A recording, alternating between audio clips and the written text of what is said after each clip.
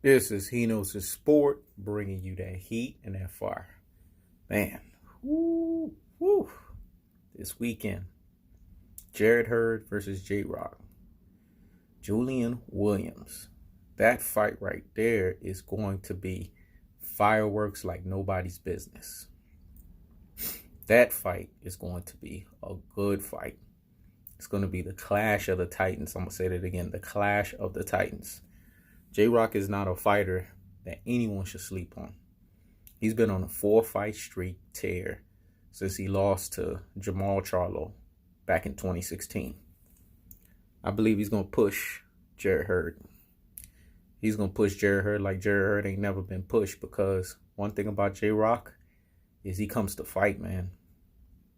He's one of them come forward style fighters that's mixed with slickness. The problem with Julian Williams, a.k.a. J-Rock, is he likes to get in wars. And he leaves his chin open to get hit. Do I think he's improved that? That's going to remain to be seen when he fights Jarrett Hurd. But I beg caution for him, because Jarrett Hurd has a green night chin, man. I saw him take some of the biggest shots from Erislandy Lara back in their big fight. And he just ate that thing up like Pac-Man, man. I got to do that again. He ate that thing like Pac-Man. Jarrett Hurd can take a fucking shot. And he could make you second and third guess yourself. He's a big-ass dude. He has to cut a lot of weight to get down to 154. He's like Errol Spence, man. They big boys. I'm telling you, J-Rock better not try to make this a all-out gun show. Because if he tries to do that, he's going to get knocked out. He's going to get fucking stopped. Because not only does Jarrett Hurd have a chin, Jarrett Hurd got fucking power in his hands. He can drop your fucking ass. Plus, J-Rock is a smaller guy. If J-Rock wants to win this fight, I think he needs to out-stamina Jarrett Hurd. Because Jarrett Hurd has shown a propensity to get tired in fights. And he has not always had the best conditioning coming into fights. Of course, in this fight, he's going to be at his best. But we've seen that in the past. And when fighters do all that extra blowing up and then blowing back down, that's detrimental to their boxing health as well as their personal health. So I think that J-Rock can exploit that.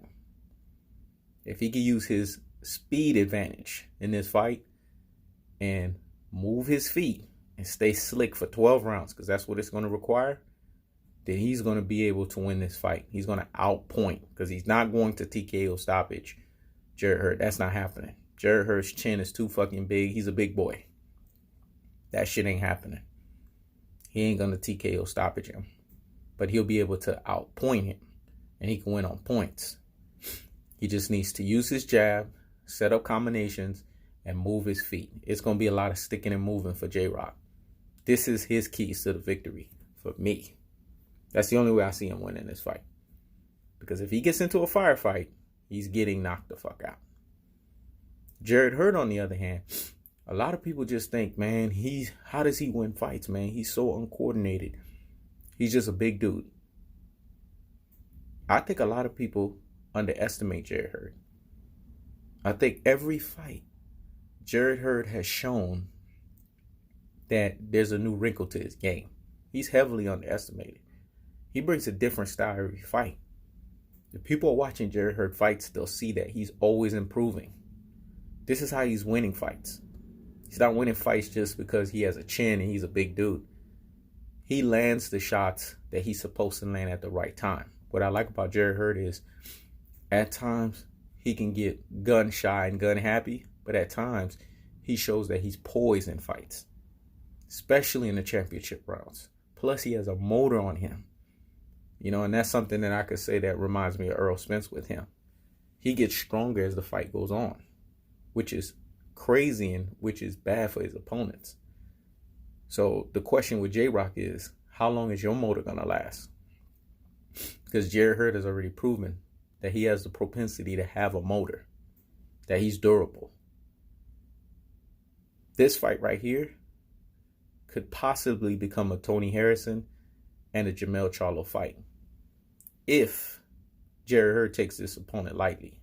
But I don't think he will, because he has that controversial fight as the blueprint of why he needs to take this fight serious. Plus, Jarrett Hurd is fighting for the DMV. This is going to be his first fight at home.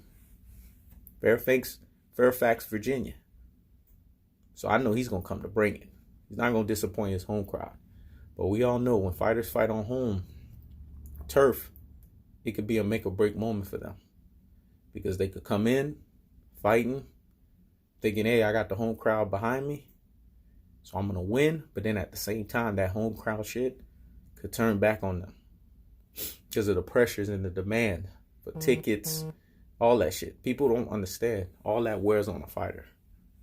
You know, how many people going to come to the fight? How many family members and friends are going to support you? Who's happy? Who's not happy? A lot of distractions. People are not aware of that kind of stuff. So the question is Jarrett Hurd going to let those distractions get to him? I don't think so. Because when I look at him, I see a guy that has a strong mental fortitude. And there's something about him, man. Because I was sitting there like, man, this man is not the most skillful boxer. But it's something about him, man. He just won't let up. Or he won't let down. And I think that's a special ability or a special attribute about him. That's why I think he's going to win this fight. I think J-Rock is going to get into bad and silly habits. And I think he's going to try to get gun shy and gun happy with Jarrett Hurd, because he's going to think in his mind he could hurt him. I mean, just listen to his recent comments. Yeah, if he wants to go toe-to-toe, I can go toe-to-toe with him. You know what I'm saying? I could realistically hurt him. That's not the mindset you want to have. That's not the game plan you want to have. And if I was J-Rock's coach, I would be cautioning him against that. I'd be telling him, hey, man, all fight, out athletic this dude and use your speed advantage over him. Don't sit there and just pop shot all fucking night. Don't sit there and just not pop shot. Don't sit there and get into a war. Pop shot him. Move your feet. Because like I said, Jarrett Hurd has shown the propensity to wane as the rounds go on if you can make him work. That's the key. You got to make him work. But if you don't make him work, he gets stronger as the fight goes on. So the question is going to be, can J-Rock pull off the upset and make Jarrett Hurd work and out-stamina his ass? Or is Jarrett Hurd going to be the durable guy that he is, and he's going to get stronger as the fight goes on, and he's going to bait J-Rock into a all-out war to where he could TKO stoppage his ass? I think the latter is going to reign true. And if I have to pick between these two in this fight, I'm leaning towards the champion, Jarrett Hurd. Because it's clear, before he leaves 154, he wants to try to unify that thing with Jermell Charlo. So I got Jarrett Hurd winning by TKO stoppage. I say it's going to be a 9th round TKO stoppage. That's what I'm feeling. Because J-Rock has shown that if you hit him flush on the chin, you can get his ass out of there. That's what Jermell Charlo did. And I believe that's what Jarrett Hurd's going to do. This is He Knows His Sport. Checking out.